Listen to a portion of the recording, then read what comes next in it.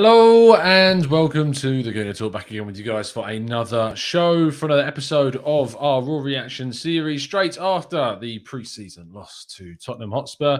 1-0 at the Tottenham Hotspur Stadium, in which it was a very strange occasion. Of course, it's a pre-season fixture, but it's never ever a friendly between Arsenal and Spurs, and that was certainly evident in some of the challenges and things that were going on. It was obviously a good opportunity to see some more performances from some of the youngsters and from everyone, really, in general. So it's obviously you don't want to lose against Spurs, and we have, and obviously that sucks. But at the same time, it did tell us a lot, and it's good, if anything, that game has taken place and has gone the way that it did, so that we can get a better kind of understanding about certain decisions that certainly need to be made, and hopefully Mikel Arteta in particular will get and rather make some more right decisions in the future about the kind of starting 11 that we want to see against Brentford next Friday. Specifically, there are a few performances and a few players that we need to discuss and talk about, and players that I don't necessarily want to see starting next Friday, and players that I do want to see playing next Friday, and certainly players that I think have worked their way with their pre-season performances into that starting 11 come Friday. But first of all, I hope you're good and well.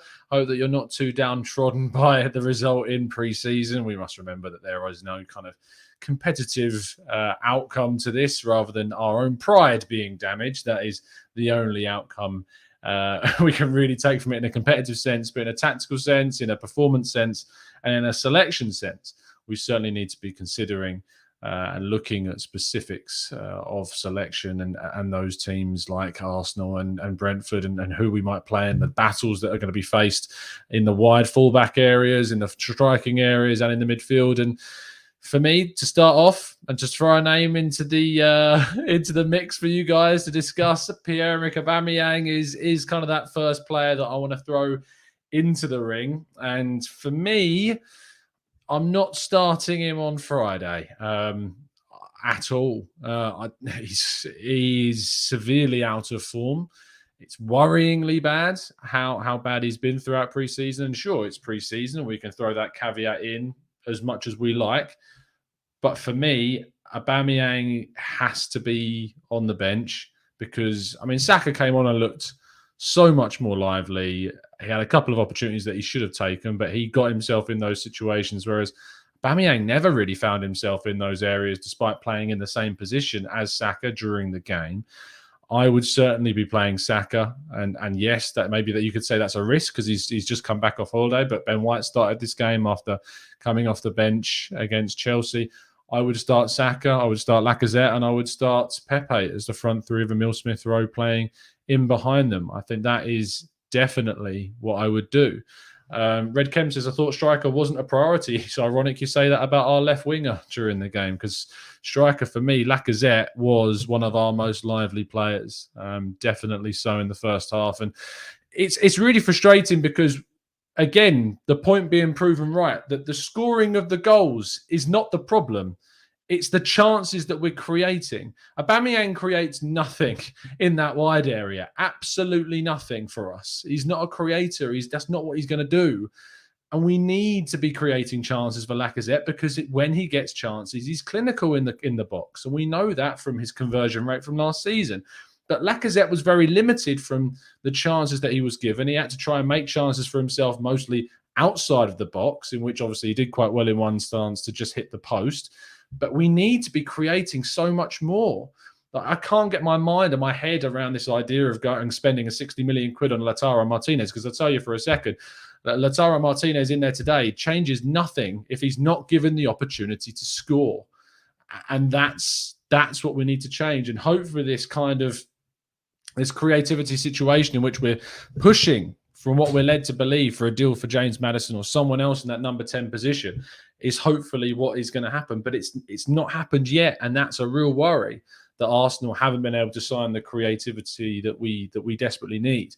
I think bringing in someone like a Maddison or a Bernardo Silva certainly helps with that aspect of the game. It means that Emile Smith-Rowe's time on the pitch may be more limited, or you move him out to a wide area, etc. But it gives you more opportunities. It gives you more choices with what you want to do.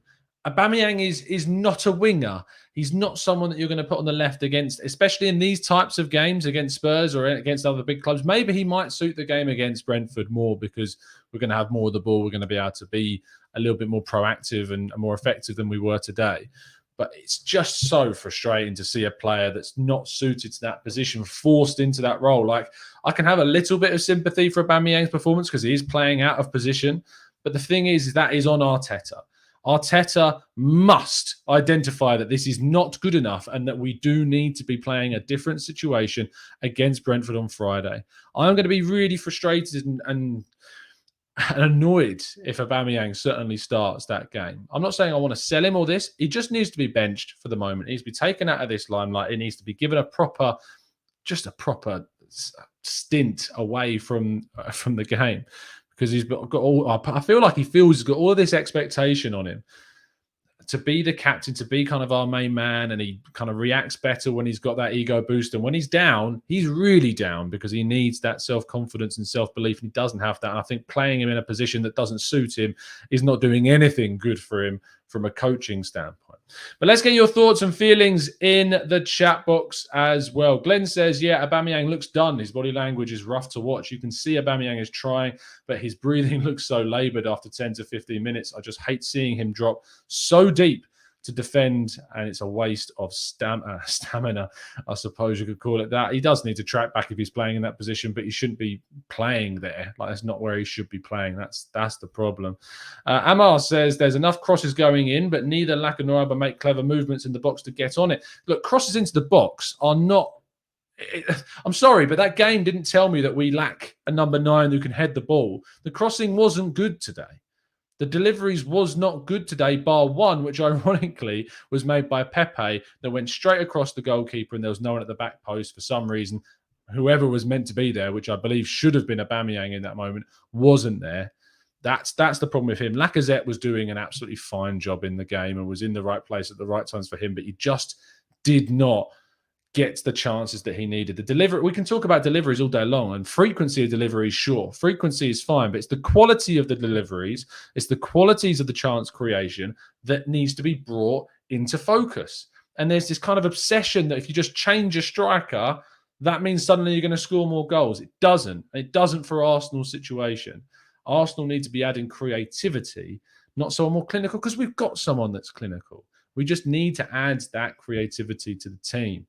I certainly no longer would be looking to sell Lacazette of the 2 strikers at the team. If you want to move a player on, if you want to move a striker on, it is not Lacazette that I'm looking at doing whatsoever.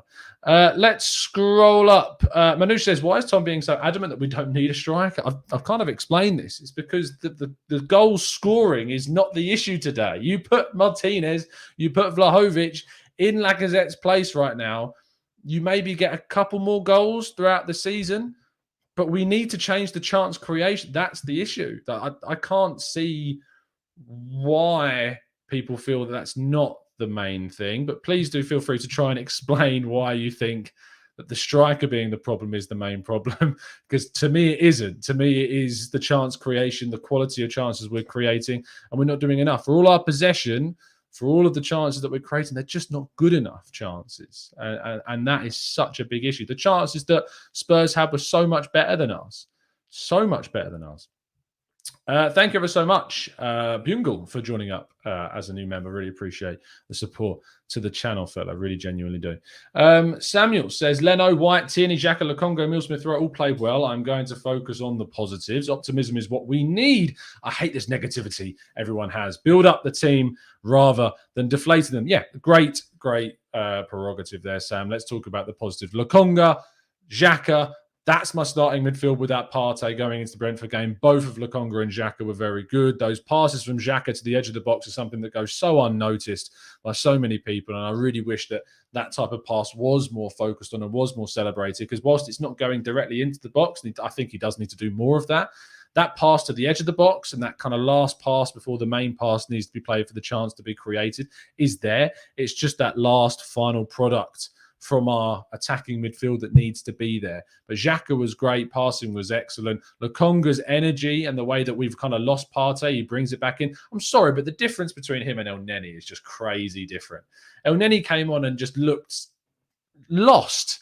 He looked lost, El Neni. I don't know about how you felt about it, but I thought El Neni looked absolutely lost in the midfield and didn't really offer anything when he came on, but just an extra kind of body in the middle of the pitch. That's all I looked at El Neni for, was just kind of this extra body. But Lokonga was great. Ben White, wow, this guy looks special. And it's unsurprising that we conceded when he wasn't on the pitch, because he was mopping up all of Pablo Mari's errors that he was making. Pablo Mari's positioning was, in instances, dreadful, like really, really bad. And that led to Ben White having to be so much more mobile than he ever needed to be. But thankfully, because he is such an adept and mobile and agile defender, he is just able to mop up that position. And I'm so glad that we've got him for this season, because if we were still just having Rob Holding, I would have some serious concerns about where the defence was going and the way that we want to play. But Ben White's playing out from the back, his passing, his mopping up, his defending, all of it was good. Couldn't really fault any of it. There was only one moment where I think one header could have been dealt with a little bit better, but it was a very difficult one, and it did lead to a Spurs chance and Heung-min Son getting a shot that went just wide of the target. That's the only kind of small criticism that I had of that. Tierney, offensively, I thought was pretty good. I think his deliveries needed a little bit more fine-tuning to them, but, you know, hopefully that will come throughout the competitive games in the season. But positionally, sometimes we were caught. Tierney was caught up the end of the pitch quite a lot, and our left-hand side with Pablo Mari, just him being there, and Xhaka, they're both not the most mobile of people. I feel like with Gabriel there, I'm a lot more kind of chill about Tierney being so far up. With Pablo Mari, less so. But I thought that was the only thing about Tierney's game that I really kind of looked at and went, yeah. Emile Smith-Rowe, I thought, was a little bit quiet in the first half, but second half, when Arsenal had dropped, ironically, Arsenal's performance certainly dropped in the second half. They were far better than in the first, and I thought we were dominating the game in the first half, or rather, kind of the last 30 minutes of the first half, that is. The second half, whilst Arsenal dropped, Smith-Rowe kind of stepped up, which is great to see from kind of a 21-year-old, is when the rest of the team is faltering, you don't want your players and your big players to cower away. And I thought Smith-Rowe was very good in the way that he kind of built himself up into the game and led by example and took on players really well. That's something about his game that's I felt that needs to be highlighted more, is the way that he can take players on and beat a man, and is really technically adept to what he needs to do. And it's that final ball that needs to get better. But at the end, we had an example of what that final ball can be with the pass to Bukayo Saka, where he really could have done a lot better with that chance. But he's obviously still very, very, I was going to say naive. They're not naive. He's very... he's still really raw in regards to this season. It's his first game of pre-season, so I can forgive Saka of that. But yes, Smith-Rowe's final ball looks to be improving, and it's certainly the big part of his game that I think is one of the main bits, along with goal scoring, that he needed to improve on from last year. Sam says, thank you for all the work and dedication, Tom. Smash a like, everyone. Thank you so much, Sam, for the donation. If you could follow his instructions and drop a like on the video, I would very much appreciate it. Let's scroll down a little bit more. Tawanda says, it's pre-season. I'm not letting that negativity get to me. Matt Thornton says, with Holding and Marie looking dodgy all pre-season, would it have been wise to give Saliba a chance?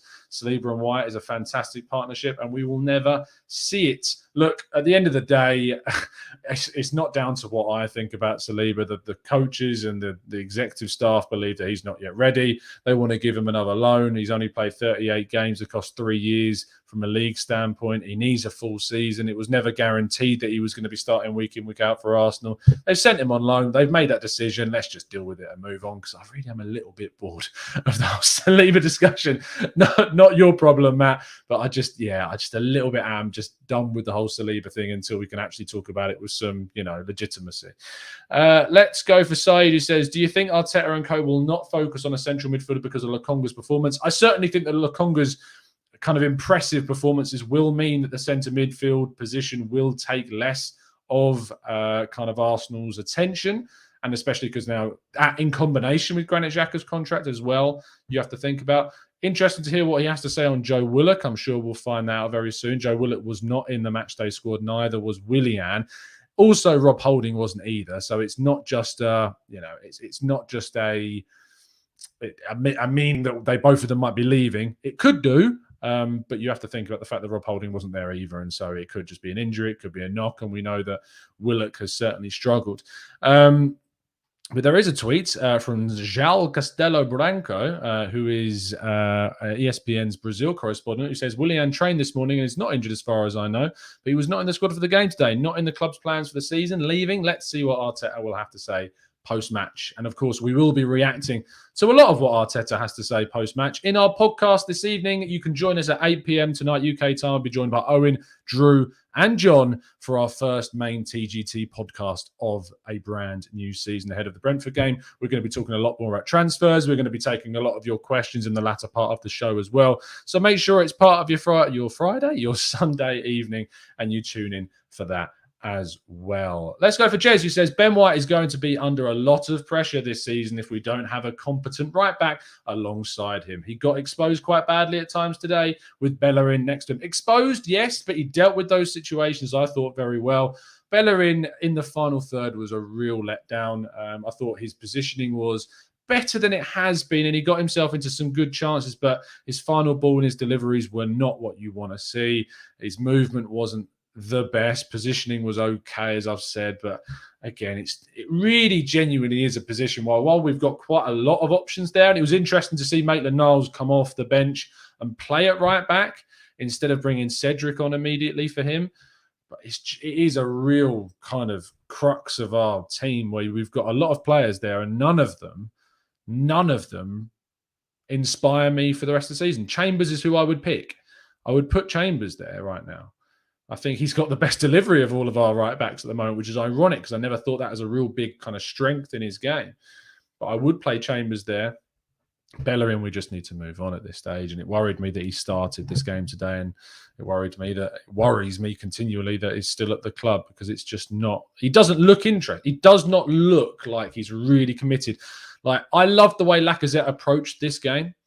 I love the way that Lacazette kind of took this North London. And that's one of the things why I really struggle with people's dislike of Lacazette, because I feel like Lacazette gets it. I feel like Lacazette really does have the right mindset of a player. And he really, really took this game to heart, and he really tried. But when you contrast that with Bellerin's performance and the way that he approached this game, and even Aubameyang's as well, and the body language of those two and how they played in the game, it really was a big, big concern. And if the club end up giving Bellerin a new contract, then there's nothing positive about that. Nothing positive about it whatsoever.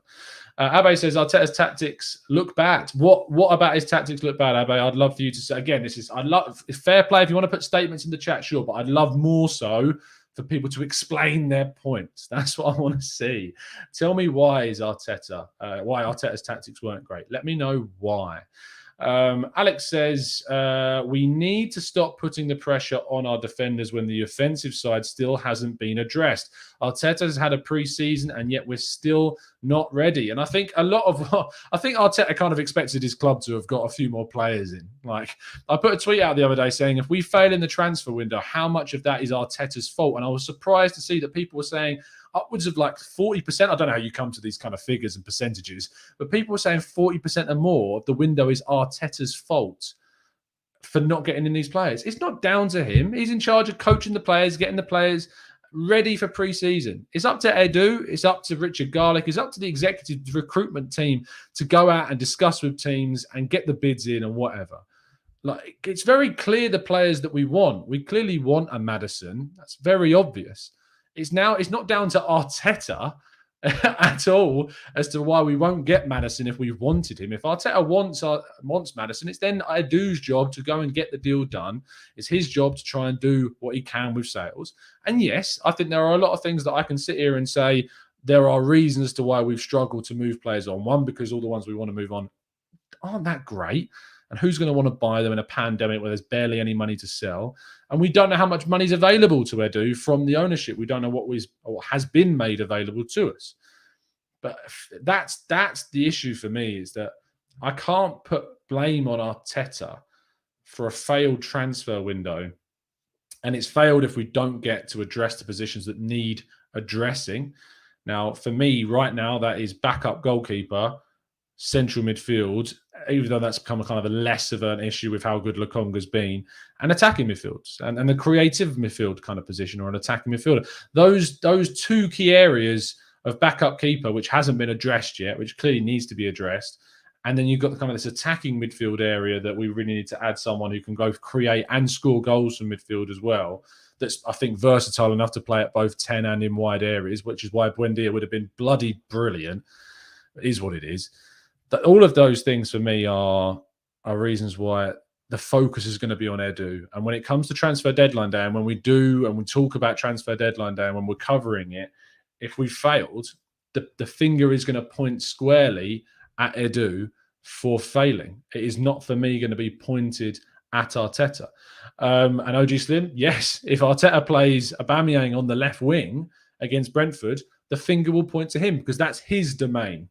That's all him. This isn't about agendas. This isn't about being pro or against Arteta. And people so desperately want to associate an opinion where I'm saying that I don't think the transfer window is Arteta's fault if it fails, to say, oh, you're very pro Arteta. Because no, if we're tactically not right, then you go into the right route of saying that's Arteta's fault. It's not black and white. It's not one or the other. It's not red and white, if you want to use an Arsenal terminology. Like, it's not, you can't be one way or the other. You can praise certain aspects of a performance and you can criticize others. And that's the situation with this. Everyone's telling me to go have a look at Chris Whitley's tweets. Let's go have a look at what's the big wheat saying? Come on, let's have a look.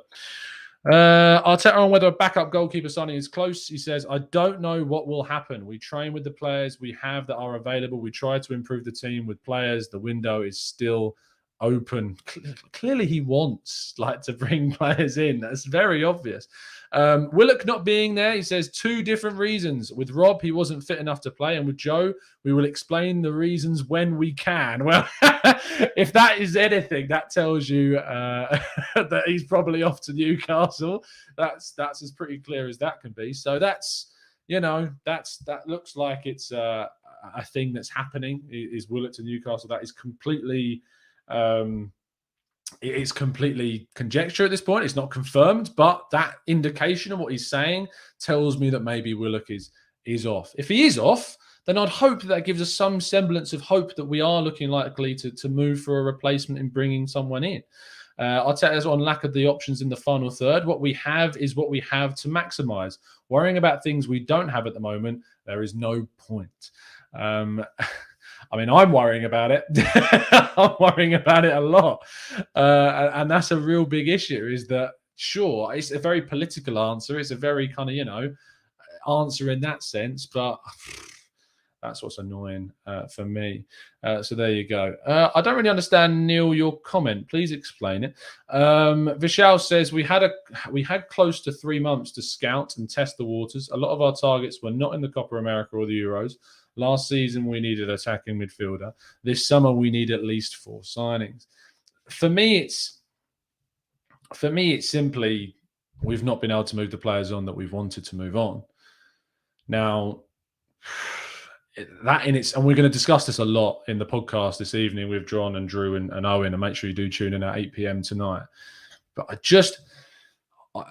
that is clearly the reason, is that they thought they would have got more players out of the door. And because of that, and because they failed to get as many players out the door, they're having to probably cave on a player like Joe Willock that maybe they would have wanted to keep, because they haven't been able to move out players like a Nelson, like a Bellerin, like a Torreira. All of these guys we thought were going to go. Because that hasn't happened, I think they are now resigning themselves to maybe selling players that they were less encouraged to move on, like Joe Willock. Now, we are aware, thanks to Chris Whitley's hard work, that Joe Willock was involved in discussions with Leicester about a possible swap deal revolving around James Maddison. But we were then led to believe that they weren't interested in that, and it's certainly that Newcastle are the main pushers for this Joe Willock type of thing, which is funny, but considering that Joe Willock was heavily involved in media day with Arsenal. Arteta didn't mention Willian in his press conference, but as per João Cancelo Branca, he did train and he just wasn't involved. Those close to the player insist the move isn't imminent and that he simply wasn't selected today. It's, yeah. It's a real frustrating one for me. It's a really difficult kind of situation now we find ourselves in with Arsenal, because we're now less than a week away from the start of the season. We are not in the shape that we want to be. There's a lot of positions on the pitch that we still need to improve, and the job that is going on right now is not at the level that we want it to be. And that's it. SJ says, Tom, we need Maddison, the clinical striker. Well, we've got one of them, because we've got that striker that was the third highest shot conversion rate in the league. So you can't say we haven't got a clinical striker, because factually we do. But I agree with you that we certainly do need James Maddison. So there you go. Babu says Dominic Calvert-Lewin. Ironically, for all those people that weren't keen on Tammy Abraham had a better goal per 90 and XG per 90 than Dominic Calvert-Lewin last season. So it's funny, isn't it? Like how psychologically we think about certain players in certain situations. I'm not saying I want Tammy Abraham, by the way. I was just pointing that out as a fact. Tebow says, Willian going to Leicester as part of the deal, surely. Roger said he's a beautiful human being. Can you imagine if Willian was included in a deal for Maddison? That would be some top quality you've not seen before. Ryan G says, Tom, would you take Tammy? No, I wouldn't. I would. A lot of Arsenal fans seem to not rate him, though they never wanted Watkins either. I wouldn't take him because we still have got a striker. Like if you said, if I was told that Lacazette was going to go, and again you said to me that we're getting Tammy Abraham to replace him, I'd be like, how much are we paying for him? Because if it's close to 30 million quid or higher, I'm not sure that's a wise choice. If you said we were getting him for a cheaper price than that, then I may be more inclined to be open to it. But again, I'll state once more, I don't think the striker is the problem. It's the chance creation, and that's it for me. Gary says, Tom, you can mention stats to suit your argument. It's not to suit my argument, Gary. That's the thing, is it's such a weird way of thinking. Here's my argument, here's the evidence that supports it, and you're telling me that I'm using stats that support the argument. Well, obviously, give me some statistics which prove me wrong, and we can talk all the live long day. But I'm using statistics to back up my point. I'm not making factless or factless points that lacked facts. That's what I'm going for. I'm not making points that aren't factual. I'm making points that are factual because I'm supporting them with statistical evidence. That's what frustrates me so much about times. It's easy to throw out things like Lacazette's a bad player. He's not. And the statistics back up the argument that he is a clinical striker. He needs to shoot more, and we need to give him more opportunities to shoot more. That's the thing for me. If you were saying, I can go and get an upgrade on Lacazette, absolutely. Let's go do that. But that upgrade on him needs to be someone that's more clinical and that has some additional traits within them that is going to improve upon it. And we need to sort out the more prioritized areas like creativity first. That's where I'm coming at. It's this idea of, if you say something about Lacazette, which is a positive thing, like me turning around and saying that I think that we have a clinical forward in Lacazette, all of a sudden it's Lacazette in, and then you're not Lacazette out. It's a crazy dynamic that we live in this world of Arsenal supporters not being able to, not think about things as just two sides. There is more than two sides to every single argument, and that's the situation with Lacazette right now. We are going to stick around a little bit more to get some more of your thoughts and feelings on this. Samir says, do you think if we don't sell Torreira, then we should play him as a 6 with Partey and Emile Smith-Rowe as an 8 and 10? Arguably no, Samir, because we've not seen enough of Lucas Torreira over the last however long to know if he's still any good. He hasn't played at Arsenal for the better part of, 18 months or more, and we don't know how good he is still. We don't know what he would do. I don't think he would get Lokonga out of the team right now. I used to love Lucas Torreira when he first came into the team. I thought he offered us loads, but he very quickly changed position because of poor coaching by Unai Emery, and then Arteta never fancied him. So I can't sit here and say, let's put a lot of responsibility on Lucas Torreira, who's barely played, doesn't want to be here, has said he wants to go somewhere else, and didn't look great on loan at Atletico Madrid either. So I can't factually back that idea. But I'd love us to improve upon what we've already got. I don't know where that's going to come from. Leon says, Tom, where do you think we will finish this year with Arteta at the wheel, higher than 8th? I don't think it's anything to do with Arteta being at the wheel right now. I think if we don't improve our squad, what more can we expect than where we finished last season? What more can we expect from that? If we don't add quality, how can we expect to fight for a top 4 place? How can we expect anything? If we don't get top 4 with the squad that we currently have, because we don't add to it, we can go, yeah, look, maybe we should have done better and Arteta should have done better, etc., etc. But it's not a good enough team to get into the top 4, and that's a fact. It's just not a good enough team to compete for the top 4 right now. We need more quality. We need strength in depth. And this is a real good opportunity for Arsenal to do that without European football. We've got opportunities for good rest, for recuperation within weeks. We're not overstretched with fixtures. This is a great chance for Arsenal to really take this season by the scruff of the neck and go on a good, solid league run that's not interrupted by rotation and European fixtures. This is a chance. And if Arsenal waste that by not getting the business done, then that's on the recruitment team. And the fingers will point squarely at them. If we finish 8th again with this team, then yeah, sure, we can point at Arteta and go, look, you could have done better than 8th with the team that you've got. But top 6, as I said before, is a good season. Top 4 is an unbelievably unrealistic and would be an amazing achievement to get top 4. So here's what it is. If we go into those first 10 games of the season and we're losing 5 of them, I would change the coach, because I think that's the only thing you can change throughout the season other than in the January window. You go into those first 10 games, pressure is on from day dot. And if Arsenal aren't competing properly, then yes, a change should, and I use the word should because it doesn't mean it will, happen. There is also part of me that believes maybe the psychological side, the sociological side of what's going on this season may affect some decision-making at a board level. We'll wait and see. Will the club want as much controversy as it would have during the Emery season? We'll wait and see. And that's the problem we find ourselves in.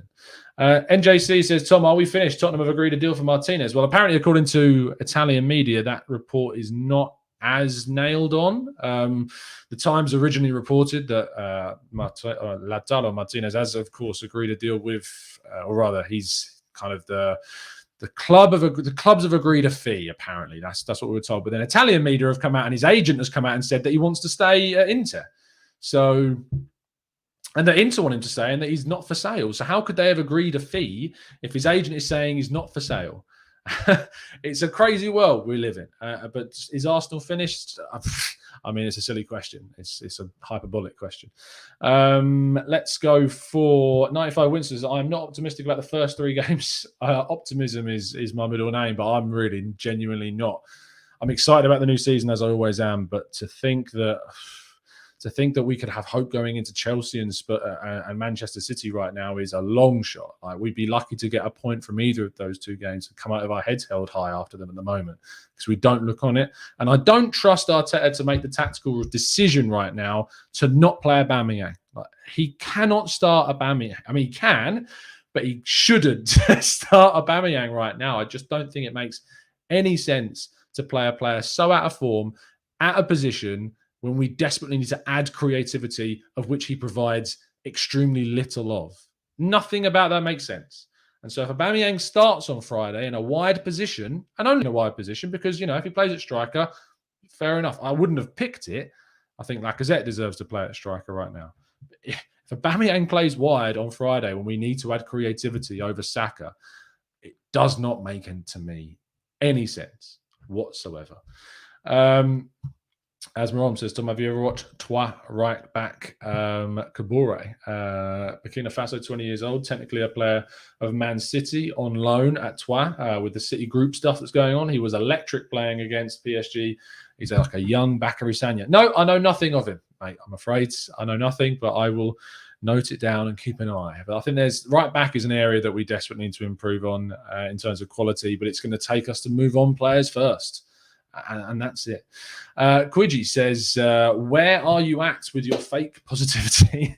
I don't know what fake positivity is. I don't know how you can be fake positive. Look, I'm worried about the season. I've reached that worried stage, people. That's where we're at. The worried stage is here.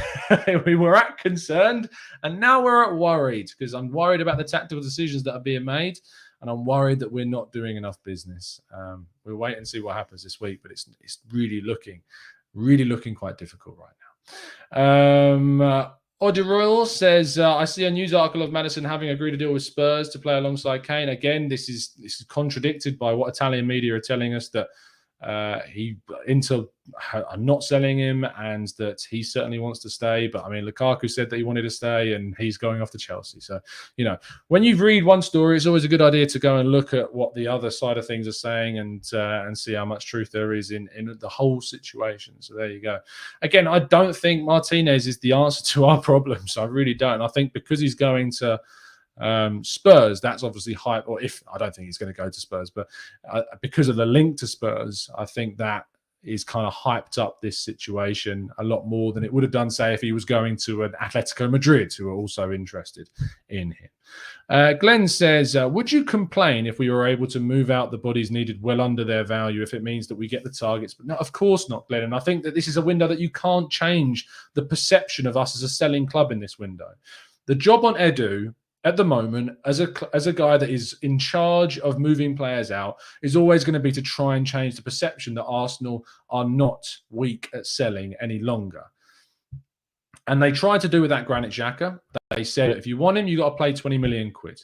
They didn't want to pay 20 million quid. They wanted to pay basically half that price at 12 million euros plus 5.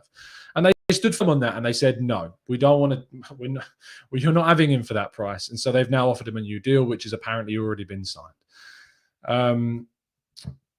But the problem is that you can't do that with others. Granit Xhaka is a starter at Arsenal right now, so you can be more firm on his price and his value.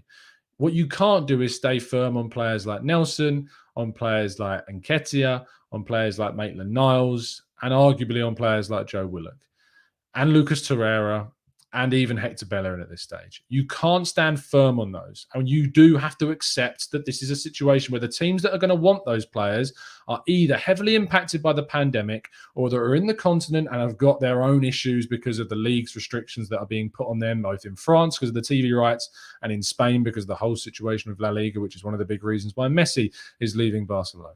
So you have to deal with the situation by saying, look, I understand that we're not going to get the money that we want for these specific players because they're on the fringes and they are surplus. Let's accept the bids that we get, not a stupid level, but a reasonable level that's probably under their actual value.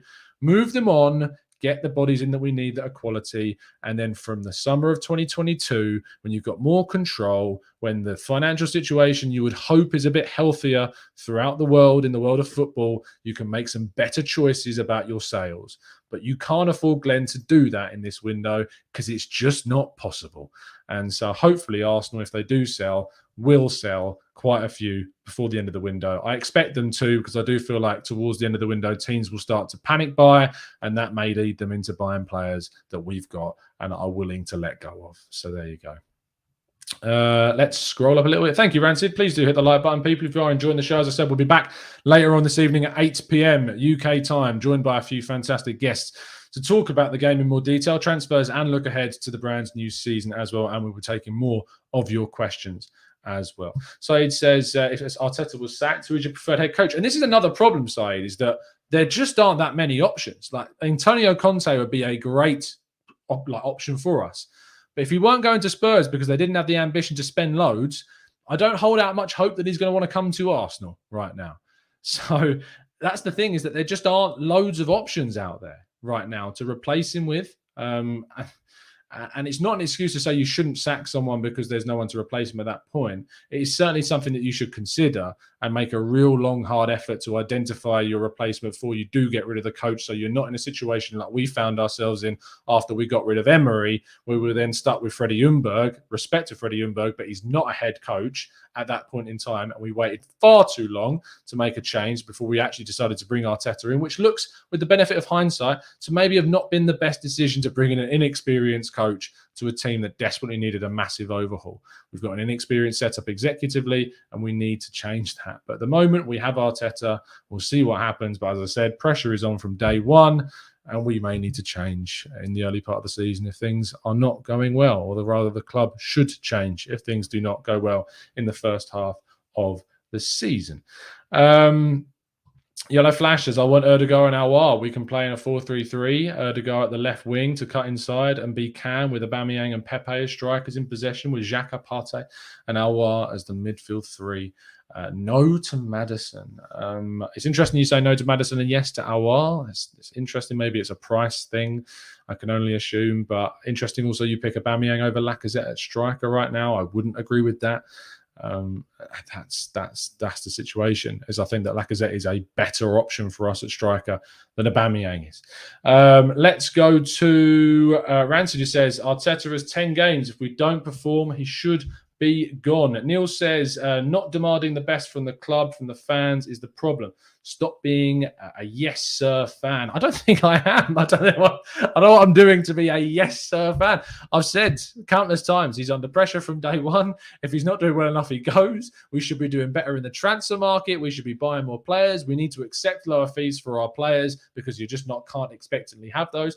I don't know what more I can say. I don't know what more you want from me. What more can I say about the season that doesn't make any more sense than that?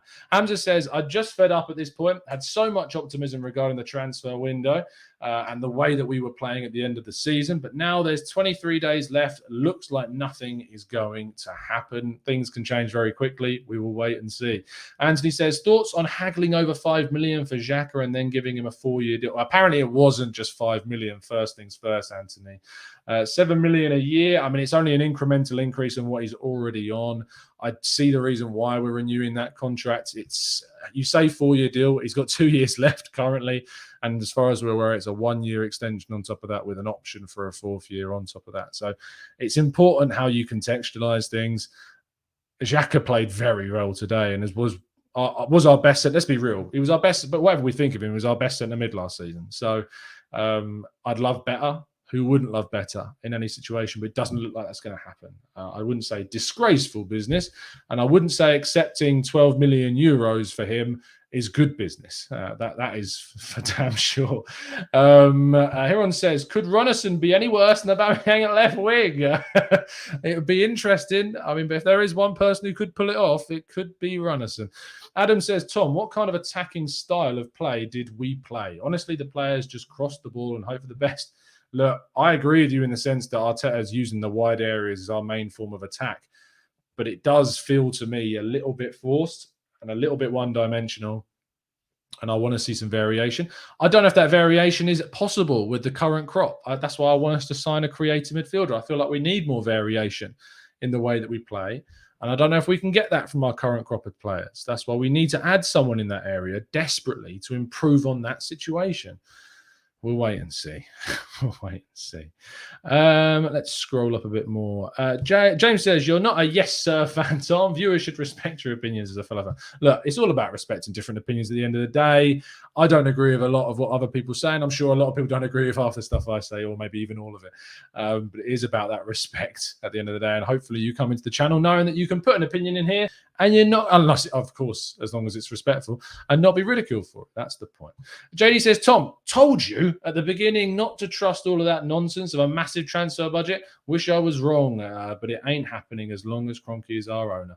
JD, I was never, ever against you on this, and I've said this time and time again, that as long as the Kroenkes are our owners, you will not see massive and comparable spending to the likes of Man City, Chelsea, and United, as long as they're here. We're not going to see it because all the money that you're seeing invested is money from the club's own coffers.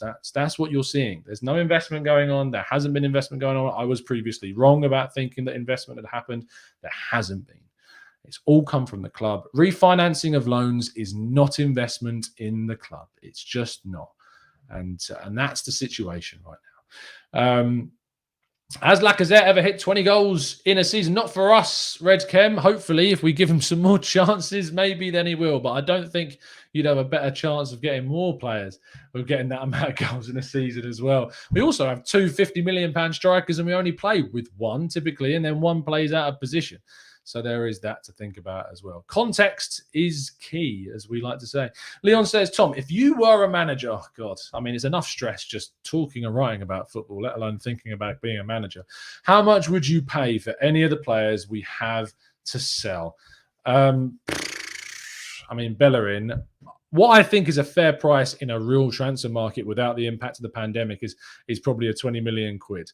But and I know that sounds silly based upon the performances we've seen recently, but he's an international. He is a Premier League ready right back, and I think 20 million is a fair price when you consider some of the other kind of movements for that kind of figure. But in reality, I'd take 15 mil for Bellerin right now. I think that's a fair price in the current state of the market. And Nketiah, I think 10 to 15 is fair based upon the fact he's got 1 year left on his deal. Reece Nelson, similar, maybe just less than that, probably about 10 million for Reece Nelson. I think that's fair. Maitland-Niles, 15 million. If it was it's about a fair price. Torreira, 10 mil at this stage, because Torreira is what it is with that situation. So trying to think of anyone else that we still need to move on. Kolasinac can go for free, as for all I care on that. So it's not a lot. That's what we find ourselves in. It's not a lot whatsoever. I'd give him for free. So it's going to fly. Emily says, defense again, non-existent on Lokonga comes off, Elneny comes on, watches Son score. Arteta needs to learn to talk to Elneny to control his energy and awareness around the box. To be honest, mate, I don't think you need to put any more time into coaching Elneny. He's a player that's expendable and is purely depth. Lokonga should start. I tell you what, if Elneny starts with Xhaka on Friday, there is going to be all hell breaking loose on next Friday if Elneny starts alongside Xhaka. Hopefully, Lokonga and his performances have shown Arteta that he should certainly be starting over the Egyptian right now. Absolutely. Let's go to P-Trum, who says, Tom, we no longer have respect. We haven't had respect in the market for a long time, P-Trum. A long time we've not had respect in the market. SJ says, people are saying Arteta out, but who in the market can Arsenal sign apart from Conte will probably leave our club in liquidation just like Inter. That's not his fault, SJ. Antonio Conte didn't leave Inter Milan in liquidation. That isn't his fault. That is nothing to do with Antonio Conte. I would take Antonio Conte. I just don't think that he would come to Arsenal at this stage. I just don't think Arsenal have the ambition that Conte is looking for in a team. If Arteta out is trending on Twitter, frankly, that's embarrassing, Zamir. That's frankly embarrassing. And this is coming from someone who, would have got rid of him at the end of last season, like any big club would have done. But that's embarrassing. Daniel Bell says priority surely has to be an attacking midfielder and a goalie. We're one injury away from playing Runnison. You're spot on, Dan. I can't disagree with that whatsoever. I think that's absolutely right. Nee says, Elneny will definitely start. I hope he doesn't. I don't know for sure he will. I feel like Lokonga starting today alongside Xhaka was a sign that Lokonga will hopefully play that first game. Calvin Cloette says, hi, Tom. Our first 3 games include Chelsea and City. Partey is injured. Aubameyang hasn't scored all preseason. 1 new first-team player. I'm worried. Calvin, I'm worried too. Olu says, do you think it was better we lost today? I love this. I love where we're trying to find kind of like the positivity out of something. We've also just hit 1,111 live watchers. So thank you, everyone that's tuning in. Please do drop a like on the video and vote for us. Please vote for us in the Content Awards. We really have pushed through with these shows throughout the window, and I hope you appreciate it. So please do vote for us and drop a like on the video. But Olu says, do you think it was better that we lost today? Maybe Edu and Arteta wakes up because the fact that we lost. And if we lose on Friday, Arteta will feel the heat of the fans, and rightly so. I mean, we are away from home. So it's actually annoying that we haven't got more home games. We've got the home game against, I think, is it Chelsea, and the away games against City. It's annoying that we haven't got more, because I feel like maybe that pressure and the expectation of the fan base would maybe push us a little bit more. And the fact that we haven't had that for so long, I think, has been detrimental to the team, not having the fans in the ground for both ends of the spectrum. Like I'm very critical of how sometimes the fan base reacts to certain situations. I hate how people walk out from grounds 10 minutes, 30 minutes, whatever minutes before the end of the game. I wish we would stay and support the team all the 90 minutes. I know it's a really old-fashioned maybe thing of thinking. That annoys me. But at the same time, the way in which the crowd can get behind the team and can put the pressure on makes a difference. And that is certainly something that I think we have missed. But I don't think it's good that we lost. It's never good to lose, mate. And I don't think it changes things at all. Alex says, I still understand how Edu has failed to address the creativity role by signing players in other areas first. I thought they had a plan for this window coming January. Look, Alex, the best way I can try and explain this to you is that I think that the club obviously have wanted to sign an attacking midfielder. Initially, they had hoped to sign Martin Ødegaard permanently. He was clearly the priority at the beginning of the window. That dragged out. I don't think it was ever a thing for Arsenal to be able to get it done. And I think Real Madrid were never really going to sell from the looks of things. They've moved on to James Maddison, who is at a price that Arsenal are seemingly unwilling to match at this moment in time unless they're able to move on more players. I think the fact that they've not been able to move on players has meant that we've not been able to push ahead with the signings that we've wanted to make as early as we can. That's not an excuse for Arsenal not doing it. It's a reason why Arsenal haven't done it. That's the difference. Is people like to throw out that word excuse just to mask what is a genuine reason. And it's still not good. And it's down to the fact that the club's fault that we've got these players in the first place and that are still here so long into their tenure. So it's all a big problem of our own making at the end of the day. Let's see what happens. You get relegated this year, says Paul. Bye, Paul. Mash says, why is it that embarrassing to demand a proper manager? We're doomed, guys. Who said it's embarrassing? I don't think it's embarrassing. I think that to turn around and say that you feel that Mikel Arteta is not experienced enough to get Arsenal out of this situation right now, that's not embarrassing. I don't think that's embarrassing at all. I think that's a fair assessment right now. At the present day, I think it's a fair assessment. Absolutely. Pepin says, Tom, I now know that you wouldn't read my text because it's not a super chat. I mean, we only get a couple. And we read out hundreds, Pepin. So it can't be true because I read 1 million comments in a show and we only get about 2 or 3 super chats. So that's just wrong, as Ed Miliband would say. Samir says, why Pepe plays hugging the wing? We need to deploy him in the inside right channel. You're spot on, Samir. I could not agree with you more. I wish he would play closer to the striker. Yes, he can work out in wide positions, but he can't play it so one-dimensional. He needs to be more incisive. He needs to come inside more. He needs to make more runs closer to the simple part of the box. Chris P., thank you for the super chat. I will read out your comment. Chris says, everyone take a moment, close your eyes, think about Henry scoring against Leeds and the eruption of the Emirates. Take a deep breath, feeling refreshed, and remember that good things can happen. Thank you, Chris, for that very TGT super chat. Much appreciated. Matt Mog says Edu has a job during the transfer window, but he is always on a holiday. Can't he go on holiday for the rest of the season? Not like he has anything to do then. Not true. The second part. I am frustrated about the second holiday. I'm not going to sit here and talk about it hyperbolically like a lot of people have done. But it doesn't look great, does it? It doesn't look great at all whatsoever. But you never know. He could be abroad trying to sort out deals. You never know the full facts. Leon says, Xhaka has been one of our better players and he has been half of the player that we know he can be. When did Arsenal stop getting the best out of more of our talented players? And ironically, I thought last season was his best season and was our best centre midfielder by far. I'm okay with him staying. I just wish that we would add more improvement into other areas of the pitch. That's the problem. Joachim says, with the right back, Pepe will be given license to roam. If we have a right back that likes to bomb on down that right flank, then you'd think maybe Pepe would. But I feel like with Bella in there, those two just don't work. They just don't work at all. Arsenal Manic says, lovely, another loss. I don't get worked up about this club. Just join the rest and have a good laugh at Arsenal. At the end of the day, sometimes all you can do is laugh. But as an analytical channel, it's very hard to do that sometimes because we try and make sense of the ridiculousness that we see. Anyway, I'm going to wrap things up there. We have been going for nearly an hour, and there is going to be another 90-minute podcast for you guys later on this evening.